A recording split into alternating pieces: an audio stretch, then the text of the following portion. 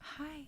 Kena Bridge of Spirits made a hell of a first impression at the PS5 reveal showcase last year, and every trailer since then has reaffirmed that Ember Lab's first game looks to offer a beautiful world with moving, evocative art and imagery. That's no surprise given the studio's animation pedigree, but after nearly an hour and a half playing an early section of Kena, I'm just as intrigued by its fascinating melting pot of gameplay ideas.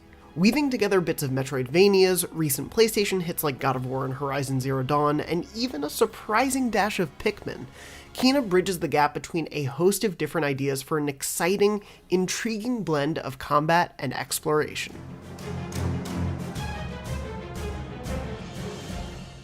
At the core of Kena's combat systems is a Souls-light set of abilities, a light attack, a heavy attack, and the chance to parry using Kena's pulse ability when it's timed just right. It's easy to become surrounded if you're not careful, so it's important to always keep an eye on the wider battlefield, but playing at standard difficulty, things felt balanced enough to be engaging but not frustrating.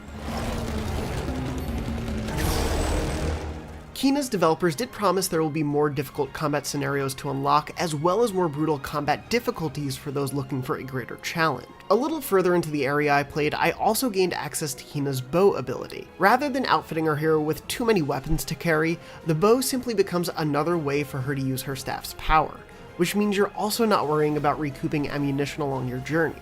Instead, the bow has a number of shots that automatically recharge over a short bit of time.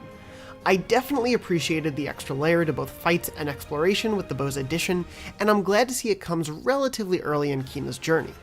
Kena's abilities tied to unlockable skill trees and the series' adorable Pikmin-esque rot are where the combat really comes to life. These cute creatures, for which you can unlock a host of cosmetic-only hats throughout the adventure to make them even more adorable, can be used in a variety of ways that can really tip a fight in your favor. Tied to a meter akin to Ghost of Tsushima's resolve circles, you can build up energy, known as courage, with successful kills and from the environment to allow you to use these special abilities. One of the first unlockable ones is the ability to use the rot to temporarily freeze an enemy in place.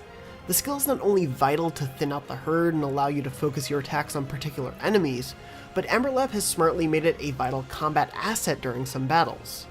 One mini-boss, for example, would disappear into the ground in one of 3 spots if I got too close, meaning I had to build up enough of a charge to freeze it in place. The rot are with you throughout your journey, and they add a delightful addition to the already beautiful world. They're not always just running behind Kena as an amorphous blob of cuteness. As you run, climb, and leap through many exploratory sequences that call to mind Horizon and Ghost's platforming, you'll notice the rot in a variety of context-sensitive spots supporting you as you go. It's a nice bit of additional detail that doesn't change the way you play, but adds to the supportive, adorable role these pals play along the journey. They can also become an actual amorphous blob that will help Kena explore more of the world. Certain flowers allow you to summon the rot into a single entity. It can be a little unwieldy to control at first in tight spaces, as you actually move both Kena and the rot independently with each of the 2 analog sticks. But once you get the hang of it, it's relatively easy, at least in this early section, to guide them along the right path, destroying the mysterious evil that's overtaken and popped up in various corners of the world. And exploring every nook and cranny of this beautiful world is a reward in and of itself to take in the sights, but thankfully Ember Lab has also littered the land with environmental puzzles and rewards to match. Of course, whether the rest of Kena's journey can maintain that level of variety is the big question.